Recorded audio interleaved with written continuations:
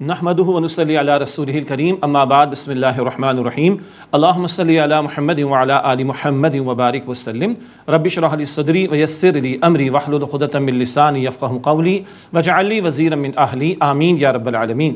ناظرین کرام السلام علیکم ورحمۃ اللہ وبرکاتہ۔ خصوصی پروگرام دورہ ترجمہ قرآن اور سورۃ النساء کا مطالعہ کر رہے ہیں، 23ویں رکوع کا آغاز کر رہے ہیں۔ رسالت کا تذکرہ ہے اور رسالت کے نتیجے میں اللہ تعالیٰ نے پیغام لوگوں پر واضح کر دیا، کسی کے لیے بے عملی کا کوئی جواز نہیں بچتا۔ کئی رسولوں کا ذکر اس مقام پر آ رہا ہے۔ سورہ نساء کی آیت نمبر 163 سے مطالعہ شروع کر رہے ہیں۔ اعوذ باللہ من الشیطان الرجیم، بسم اللہ الرحمن الرحیم۔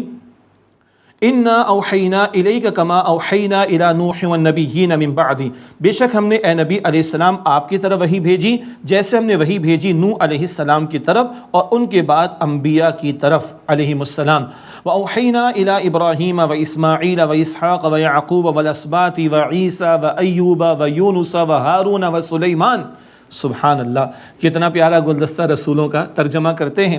اور ہم نے وہی بھیجی ابراہیم اور اسماعیل اور یعقوب اور اسحاق اور یعقوب اور اولاد یعقوب کی طرف علیہم السلام، اور عیسیٰ اور ایوب اور یونس اور ہارون اور سلیمان علیہم السلام کی طرف بھی وہی بھیجی۔ وآتینا داؤد زبورا، اور ہم نے داؤد علیہ السلام کو زبور عطا کی۔ بعض مفسرین نے یہ نقطہ بھی بیان کیا کہ داؤد علیہ السلام کا خاص ذکر اس لیے کہ زبور ان کو تھوڑا تھوڑا کر کے تدریجاً عطا ہوئی۔ اہل کتاب کہتے ہیں یکدم قرآن بھی نازل ہوتا، نہ، اللہ نے پہلے بھی زبور تدریجاً عطا کی، قرآن پاک بھی تدریجاً عطا ہو رہا ہے۔ اس کی اپنی حکمت ہے، وہ بعد میں انشاءاللہ ہم سورہ فرقان میں بھی سمجھیں گے انشاءاللہ۔ وَرُسُلًا قَدْ قَصَّصْنَاهُمْ عَلَيْكَ مِنْ قَبْلُ وَرُسُلًا لَمْ نَقْصُصْهُمْ عَلَيْكَ، اور ایسے رسول بھی بھیجے جن کے حالات ہم نے اس سے قبل اے نبی علیہ السلام آپ سے بیان کیے، اور ایسے رسول بھی بھیجے جن کے احوال ہم نے آپ سے بیان نہیں کیے۔ معروف روایت میں 1.25 لاکھ انبیاء کا ذکر آتا ہے۔ احادیث میں البتہ قرآن پاک میں 26 انبیاء اور رسول کے نام لیے گئے ہیں، 26 کے، اور اکثر کے تو ہمیں نام بھی نہیں پتہ، مگر ہمارا ایمان سب پر ہے۔ وَكَلَّمَ اللَّهُ مُوسَىٰ تَكْلِيمًا، اور اللہ تعالیٰ نے موسیٰ علیہ السلام سے خوب کلام فرمایا۔ کوہ طور اور مکی صورتوں میں کوہ طور والی ملاقات کا ذکر انشاءاللہ ہم تفصیل سے پڑھیں گے۔ اب تمام رسولوں کی بنیادی ذمہ داری کیا تھی، اس کا بیان۔ رسولا مبشرین ومنذرین لئلا یکون للناس علی اللہ حجۃ بعد الرسل، اللہ فرماتے ہیں کہ ہم نے رسولوں کو بھیجا خوشخبری سنانے والا بنا کر اور اللہ کے عذاب سے ڈرانے والا بنا کر، تاکہ رسولوں کے آ جانے کے بعد اب لوگوں کے پاس اللہ کے مقابلے میں کوئی حجت باقی نہ رہے۔ بشارت اطاعت قبول کرنے والوں کے لیے اور انذار ڈراوا اطاعت قبول نہ کرنے والوں کے لیے اللہ نے پیغمبروں کو بھیجا، وحی بھیجی، پیغام واضح کر دیا۔ اب کوئی حجت نہیں چلے گی، کوئی لیم ایکسکیوز نہیں چلے گا، کوئی بہانہ نہیں چلے گا کہ اللہ مجھے تو پتہ نہیں تھا۔ ہاں، اب ختم نبوت کے بعد یہ فریضہ انجام دینا میرا اور آپ کا امت مسلمہ کا فریضہ ہے۔ اللہ اس کام کو ہمیں انجام دینے کی توفیق دے، اور سارے انسانوں کے لیے اس امت کو کھڑا کیا گیا۔ یہ بات آل عمران آیت نمبر 110 میں ہم پہلے پڑھ چکے ہیں۔ البتہ یاد رہے یہ پیغمبروں کا بنیادی کام ہے، بشارت ہے، انذار ہے، دعوت ہے، تبلیغ ہے، تذکیر ہے، یاد دہانی، سب کچھ ہے، لیکن پیغمبروں کا تکمیلی کام بھی ہے، اور وہ ہے انسانیت عدل پر قائم ہو۔ سورہ حدید آیت نمبر 25 میں پڑھیں گے انشاءاللہ۔ انبیاء نے قتال تک کیا غلبہ دین کے لیے، اور اللہ والوں نے قتال کیا ہے، یہ بات آل عمران آیت نمبر 146 میں ہم پڑھ چکے ہیں۔ یہاں پیغمبروں کا بنیادی کام بیان ہوا۔ فرمایا وَكَانَ اللَّهُ عَزِيزًا حَكِيمًا، اور اللہ تعالیٰ غالب ہے، حکمت والا ہے۔ لَكِنِ اللَّهُ يَشْهَدُ بِمَا أَنزَلَ إِلَيْكَ أَنزَلَهُ بِعِلْمِ، لیکن اللہ تعالیٰ اس بات پر گواہی دیتا ہے کہ اس نے جو آپ صلی اللہ علیہ وسلم پر نازل فرمایا وہ اپنے علم سے نازل فرمایا ہے۔ وَالْمَلَائِكَةُ يَشْهَدُونَ، اور فرشتے بھی گواہی دیتے آپ اللہ کے سچے رسول ہیں صلی اللہ علیہ وسلم۔ وَكَفَى بِاللَّهِ شَهِيدًا، اور اللہ تعالیٰ بطور گواہ خود کافی ہے۔ إِنَّ الَّذِينَ كَفَرُوا، بے شک وہ لوگ جنہوں نے کفر کیا، وَصَدُّوا عَن سَبِيلِ اللَّهِ قَدْ ضَلُّوا ضَلَالًا بَعِيدًا، اور اللہ تعالیٰ کے راستے سے جنہوں نے روکا یقیناً وہ گمراہی میں دور جا پڑے۔ ان الذين كفروا وظلموا لم يكن الله ليغفر لهم ولا ليهديهم طريقا، بے شک جن لوگوں نے کفر کیا اور ظلم کیا اللہ انہیں نہیں بخشے گا اور نہ انہیں ہدایت دے گا سیدھے راستے کی۔ الا طریق جہنم خالدین فیها ابدا، مگر جہنم کے راستے ہی کی طرف رہنمائی کہ اس میں ہمیشہ وہ رہیں گے۔ وكان ذلك على الله يسيرا، اور یہ بات اللہ تعالیٰ پر آسان ہے، اللہ تعالیٰ ہم کو جہنم کے عذاب سے محفوظ فرمائے۔ بڑی پیاری بات اور دو ٹوک انداز میں اہل کتاب کو دعوت دی جا رہی ہے۔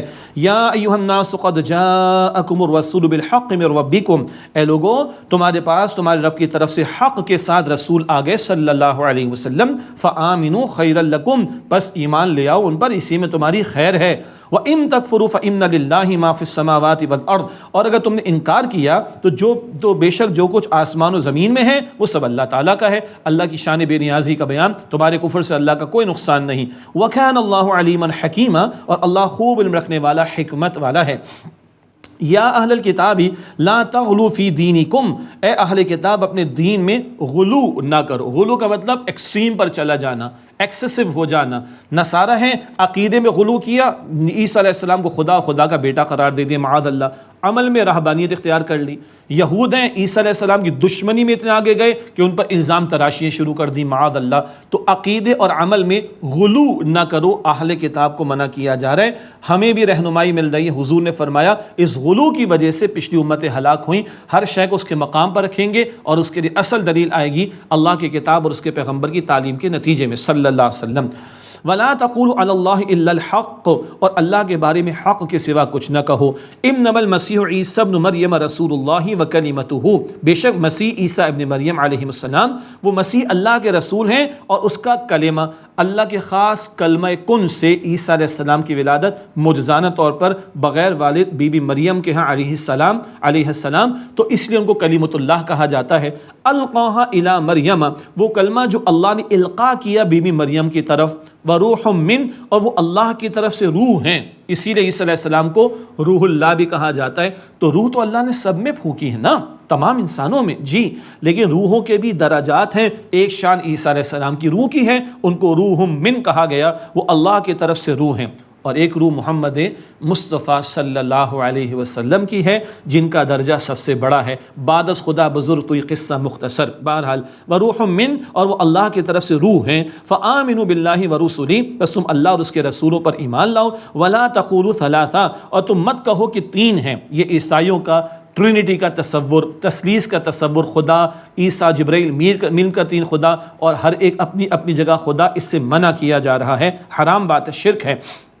ولا تقولوا ثلاثہ، اور تم مت کہو کہ تین ہیں۔ انتہوا خیرا لکم، اس سے باز رہو، یہی تمہارے حق میں بہتر ہے۔ انما اللہ الہ واحد، بے شک اللہ معبود ہے، معبود واحد۔ سبحانہ ان یکون لہ ولد، اللہ اس سے پاک ہے اس کی کوئی اولاد ہو۔ تمہیں اولاد کی حاجت ہے، اللہ کو تو کوئی حاجت نہیں، سب محتاج ہیں، اللہ کسی کا محتاج نہیں۔ اللہ کی شان، لہ ما فی السماوات و ما فی الارض، اللہ ہی کے لیے ہے، اللہ ہی کے لیے جو کچھ آسمان و زمین میں ہے۔ وکفیٰ باللہ وکیلا، اور اللہ تعالیٰ بطور کارساز کافی ہے۔ اس سورہ مبارکہ کا آخری رکوع جو تھوڑا مختصر بھی ہے، فرمایا لن یستنکف المسیح ان یکون عبدا للہ ولا الملائکۃ المقربون، مسیح علیہ السلام کو ہرگز اس بات میں عار نہیں کہ وہ اللہ کے بندے ہوں، اور نہ مقرب فرشتوں کو کوئی عار ہے، یہ سب اللہ کے بندے ہیں اور اللہ کی بندگی کرتے ہیں، اور عیسیٰ علیہ السلام اللہ تعالیٰ کی بندگی کی دعوت دیتے ہیں۔ وَمَن يَسْتَنْكِفْ عَنْ عِبَادَتِهِ وَيَسْتَكْبِرْ فَسَيَحْشُرُهُمْ إِلَيْهِ جَمِيعًا، اور جو کوئی اللہ تعالیٰ کی بندگی سے عار کرے گا، تکبر کرے گا، تو ان قریب اللہ انہیں اپنے پاس جمع کرے گا، سب کو۔ پھر نتائج سامنے آئیں گے ان کا تذکرہ۔ فَأَمَّا الَّذِينَ آمَنُوا وَعَمِلُوا الصَّالِحَاتِ فَيُوَفِّيهِمْ أُجُورَهُمْ وَيَزِيدُهُمْ مِنْ فَضْلِهِ، پھر جو لوگ ایمان لائے اور انہوں نے نیک اعمال کیے، اللہ انہیں ان کے اجر پورے عطا کرے گا اور انہیں اپنے فضل سے زیادہ عطا کرے گا۔ اللہ ان لوگوں میں ہمیں شامل فرمائے۔ اس کے برعکس وَأَمَّا الَّذِينَ اسْتَنكَفُوا وَاسْتَكْبَرُوا فَيُعَذِّبُهُمْ عَذَابًا أَلِيمًا، اور جن لوگوں نے بندگی کو عار سمجھا اور تکبر کیا تو اللہ انہیں دردناک عذاب میں سے عذاب دے گا۔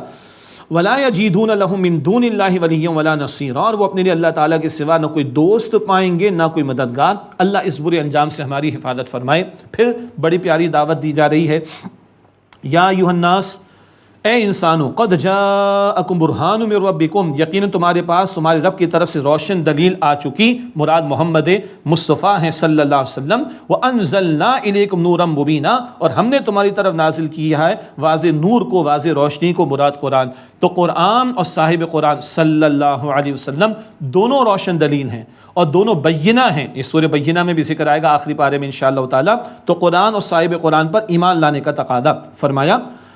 فَأَمَّا الَّذِينَ آمَنُوا بِاللَّهِ وَاعْتَصَمُوا بِهِ فَسَيُدْخِلُهُم فِي رَحْمَةٍ مِّنْهُ وَفَضْلٍ، پس جو لوگ اللہ تعالیٰ پر ایمان لائے اور انہوں نے اللہ کی رسی یعنی قرآن پاک کو مضبوطی سے تھاما، پس اللہ انہیں عنقریب داخل فرمائے گا اپنی رحمت اور فضل میں، وَيَهْدِيهِمْ إِلَيْهِ صِرَاطًا مُسْتَقِيمًا، اور اللہ تعالیٰ انہیں اپنی طرف سیدھے راستے کی ہدایت عطا فرمائے گا۔ اللہ تعالیٰ ہم سب کو صراط مستقیم کی ہدایت اور اس پر استقامت عطا فرمائے۔ آخری آیت ہے سورہ نساء کی، شروع میں وراثت کے احکامات آئے، ایک اور حکم آ رہا ہے کلالہ کے بارے میں، یاد آیا؟ اور آخر میں اس کی حکمت ایک سمجھ آتی ہے کہ وراثت کے احکامات کی اہمیت کو اللہ تعالیٰ بیان فرما رہا ہے سورت کے آخر میں، پھر ایک مسئلے کا ذکر فرما کر، یستفتونک، اے نبی علیہ السلام آپ سے سوال کرتے ہیں، قل اللہ یفتیکم فی الکلالہ، آپ فرما دیجیے اللہ تعالیٰ تمہیں کلالہ کے بارے میں حکم بتاتا ہے۔ کلالہ کون؟ پڑھ چکے ہیں بالکل ابتدا میں سورہ نساء میں، نہ اوپر ماں باپ نہ نیچے اولاد، تو بہن بھائی ہیں۔ ایک بہن بھائیوں کا مسئلہ شروع میں بیان ہو گیا، جو ماں شریک بہن بھائی ہیں، جن کو اخیافی بہن بھائی کہتے ہیں۔ عرب میں ایک سے زیادہ نکاح کے معاملات بھی تھے، 4 کی تک قرآن پاک نے اجازت بھی دی، تو یہ امکانات تھے، تو وہاں ماں شریک بہن بھائیوں کے حصے کا بیان تھا۔ یہاں باپ شریک بہن بھائی یا عمومی طور پر جو حقیقی بہن بھائی ہوتے ہیں کہ والدین ایک ہوتے ہیں، ان کا ذکر ہے۔ اصطلاح میں ان کو عینی اور علاتی کہا جاتا ہے۔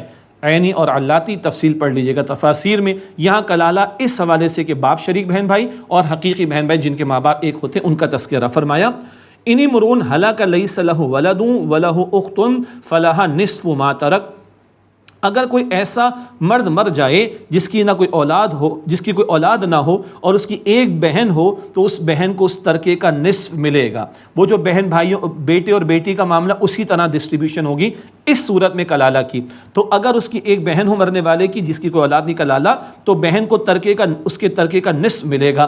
وَهُوَ يَرِثُهَا إِن لَّمْ يَكُن لَّهَا وَلَدٌ، اور وہ اس بہن کا وارث ہو جائے گا اگر اس بہن کی کوئی اولاد نہ ہو، پورے کا پورا مل جائے گا۔ کیوں؟ اس صورت میں بھائی کا حصہ بہن سے ڈبل۔ فَإِن كَانَتْ اثْنَتَيْنِ فَلَهُمَا الثُّلُثَانِ مِمَّا تَرَكَ، پھر اگر مرنے والے کی 2 بہنیں ہوں تو ان کے لیے 2/3 ہوگا اس بھائی کے ترکے میں سے، 2/3 بہنوں کو۔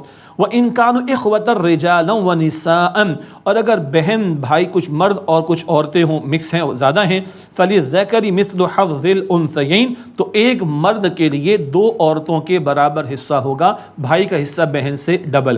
تفصیل تفاسیر میں آخری حصہ آیت کا، یبین اللہ لکم ان تضلوا، اللہ تمہارے لیے واضح طور پر بیان فرماتا ہے تاکہ تم گمراہ نہ ہو جاؤ، وضاحتیں آ رہی، واللہ بکل شیء علیم، اور اللہ ہر شے کا علم رکھنے والا ہے۔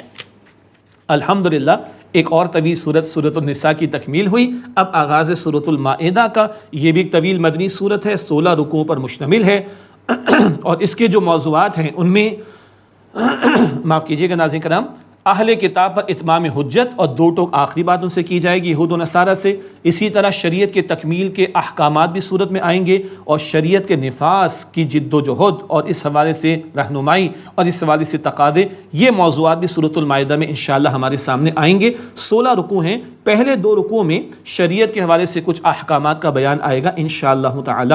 سورۃ المائدہ کے بارے میں بعض روایات میں ملتا ہے کہ مردوں کو تعلیم دو، پورا قرآن سب کے لیے ہے۔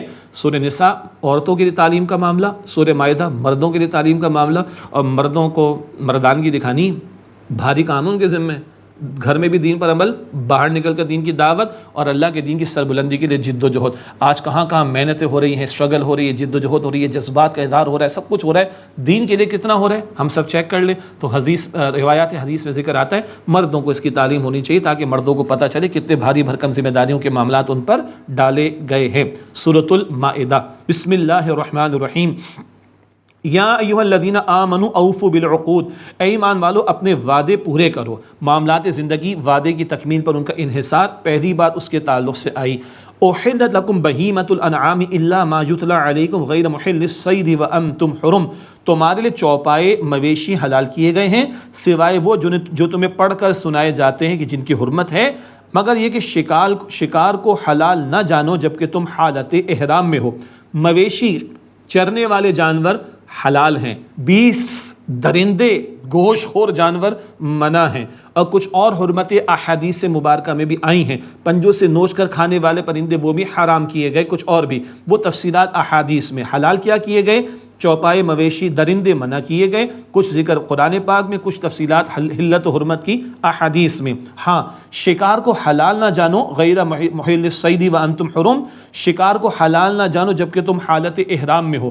حالت احرام میں شکار منع ہے مگر خشکی کا منع ہے. سمندر کا حلال ہے, اسی صورت میں بعد میں ذکر آ جائے گا. حالت احرام میں اور بھی پابندیاں, اس کی حکمتیں ہیں. ایک یہ کہ خشکی کا جانور وہ حلال میں اس کا شکار نہیں کر سکتے. ان اللہ یحکم ما یرید, بے شک اللہ جو چاہتا ہے حکم عطا فرماتا ہے. یا ایھا الذین آمنوا, اے ایمان والو, لا تحلوا شعائر اللہ ولا الشہر الحرام ولا الہدی ولا القلائد ولا آمین البیت الحرام یبتغون فضلا من ربہم ورضوانا. اے ایمان والوں, تم اللہ تعالیٰ کی نشانیوں کو حلال نہ سمجھو. شعائر اللہ, اللہ کی نشانی, صفا ہے, مروہ ہے, مساجد ہیں, بیت اللہ شریف ہے, قربانی کے جانور, قرآن پاک, ان کا احترام ہم پر لازم ہے. فرمایا جا رہا ہے تم اللہ کے شاعر یعنی نشانیوں کو حلال نہ سمجھو, اور نہ حرمت, نہ ادب والے مہینے, حرمت والے مہینے 4 مہینے پڑ چکے, اور نہ حرم کی طرف بھیجی ہوئی قربانیوں کو حلال سمجھو, ان کا احترام واجب. نہ ان جانوروں کو کی جن کے گلوں میں قربانی کے نشان کے لیے پٹے بندھے ہوئے ہیں, ان کی حرمت بھی واجب, ان کو تم نقصان نہیں پہنچا سکتے. جن جانوروں کے گلوں میں پٹے ڈال دیے جاتے تھے وہ مخصوص ہوتے تھے, حدود حرم میں ان کو ذبح کیا جائے گا, اور ان کا احترام لازم. اور بیت اللہ کا ارادہ کرنے والوں کو حلال نہ سمجھو. حاجی, وہ عمرے پر جا رہے ہیں تو وہ چھوٹا حج ہے, حج پر جا رہے تو بڑا حج ہے, بعد میں بات کریں گے سورہ توبہ میں انشاءاللہ. تو حج کے لیے جانے والے, عمرے کے لیے جانے والے, ان کا بھی احترام کرو, ظلم و زیادتی نہ کرو. یبتغون فضلا من ربہم ورضوانا, جو اپنے رب کا فضل اور خوشنودی چاہتے ہیں. اتنی ساری باتوں کی حرمت, ان کا احترام کرنا سکھایا گیا. وَإِذَا حَلَلْتُمْ فَاصْطَادُوا, اور جب احرام کھول دو تو چاہو تو شکار کر لو. حالت احرام میں اور بھی کچھ پابندیاں, خشکی کا جانور اس کا شکار کرنا منع, حالت احرام سے باہر آ گئے پابندی ختم ہو جائے گی. وَلَا يَجْرِمَنَّكُمْ شَنَآنُ قَوْمٍ أَن صَدُّوكُمْ عَنِ الْمَسْجِدِ الْحَرَامِ أَن تَعْتَدُوا, اور اس قوم کی دشمنی جو تم کو روکتی تھی مسجد حرام سے, اس بات کا باعث نہ بنے کہ تم زیادتی کرو. پس منظر ہے صلح حدیبیہ کا, 6 ہجری کا معاملہ. عمرے کے ارادے سے 1400 صحابہ کو حضور لے کر گئے, روک دیا گیا.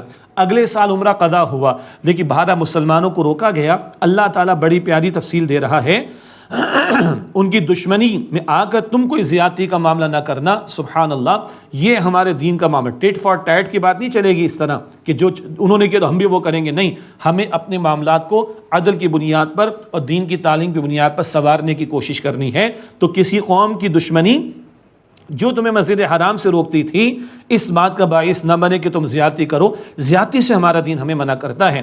وَتَعَاوَنُوا عَلَى الْبِرِّ وَالتَّقْوَى وَلَا تَعَاوَنُوا عَلَى الْإِثْمِ وَالْعُدْوَانِ, اور نیکی اور تقوی کے کاموں میں ایک دوسرے کے ساتھ تعاون کرو, اور گناہ اور زیادتی کے کاموں میں ایک دوسرے کے ساتھ تعاون نہ کرو. یہ پوری زندگی بھر کا اصول ہے. مومن خیر کے لیے سپورٹیو ہوتا ہے, شر کے لیے اپوزیشن کرنے والا ہوتا ہے. جہاں نیکی تقوی ہے تمہارا اس میں تعاون ہو, جہاں شر ہے, گناہ, سرکشی ہے, تمہارا تعاون نہیں ہونا چاہیے. یہ گھریلو معاملات ہوں, معاشرے کے معاملات ہوں, عالمی معاملات ہوں, ان سب کے لیے بڑا پیارا متوازن اصول عطا کیا جا رہا ہے, اور بڑی اہم معاشرتی ہدایت عطا کی جا رہی ہے. واتقوا اللہ, اور اللہ تعالیٰ کا تقوی اختیار کرو. ان اللہ شدید العقاب, بے شک اللہ کا عذاب بڑا سخت ہے. معاف کیجیے گا ناظرین کرام, اگلی بات اگلی آیت میں آ رہی ہے, وہ 4 باتوں کی حرمتیں. البقرہ میں بھی پہلے ہم پڑھ چکے ہیں, اور آئندہ انعام اور النحل صورت میں بھی ہم پڑھیں گے. 4 باتوں کی حرمت پہلے ذکر ہو رہی. حرمت علیکم المیتۃ والدم ولحم الخنزیر وما اہل لغیر اللہ بہ, حرام کر دیا گیا تم پر مردار اور خون اور سور کا گوشت, اور وہ کہ جس پر ذبح کے وقت اللہ کے سوا کسی اور کا نام پکارا گیا. اللہ کے سوا بتوں اور کسی اور کی خوشنودی کے لیے جانور ذبح کیے جا رہے, حرام. تو مردار, خون, سور کا گوشت, اور جس پر اللہ کے سوا کسی اور کا نام پکارا گیا, یہ باتیں پہلے بھی آئیں, آئندہ بھی آئیں گی. اگلی حصے میں آیت کے مردار کی کچھ شکلیں, حلال جانور ہیں مگر یہ کیفیات آ جائیں اور مر جائے تو اس سے استفادہ جائز نہیں ہے. فرمایا وَالْمُنْخَنِقَةُ وَالْمَوْقُوذَةُ, ناظرین معاف کیجیے گا,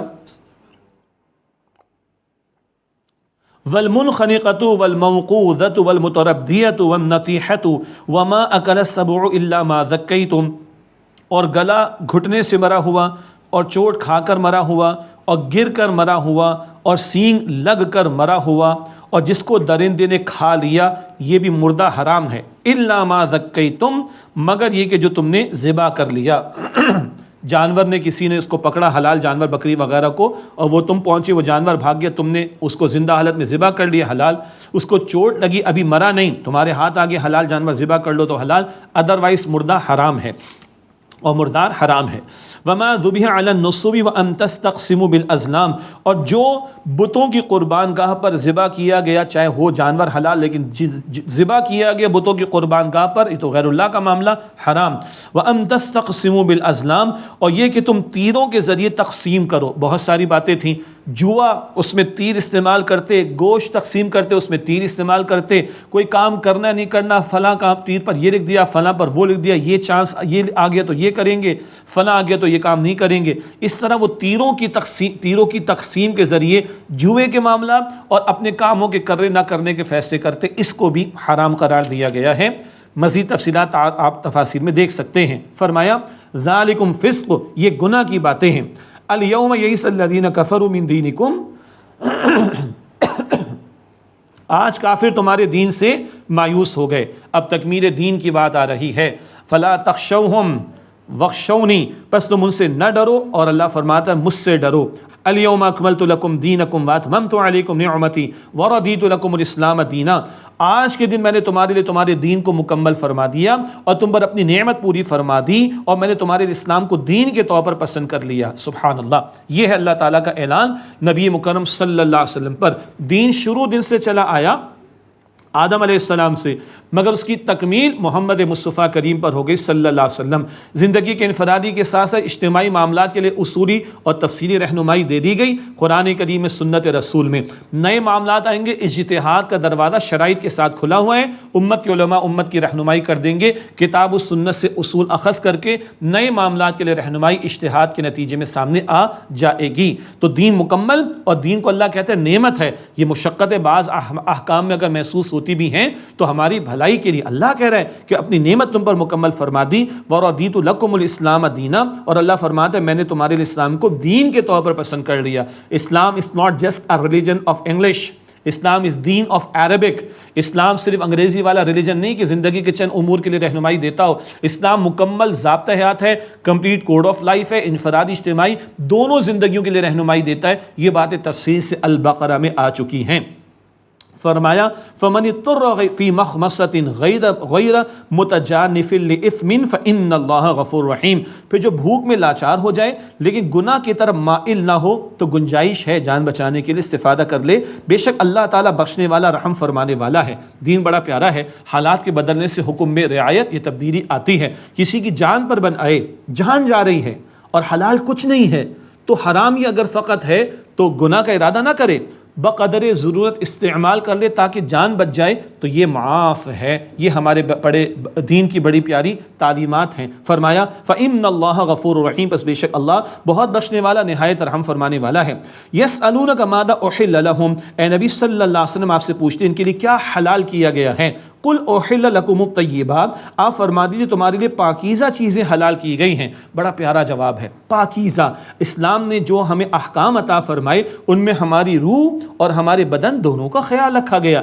ایسی اشیاء، ایسی چیزیں جو روح کے لیے نقصان دہ ہیں کئی مرتبہ اور جسم کے لیے نقصان دہ ہیں، شریعت ان کو منع کرتی ہے۔ فرمایا پاکیزہ چیزیں حلال کی گئیں جو مادی اور روحانی اعتبار سے نقصان دہ نہ ہو۔ باقی تفصیلات ہیں حلال اور حرام کی، کچھ قرآن پاک میں، کچھ احادیث مبارکہ میں۔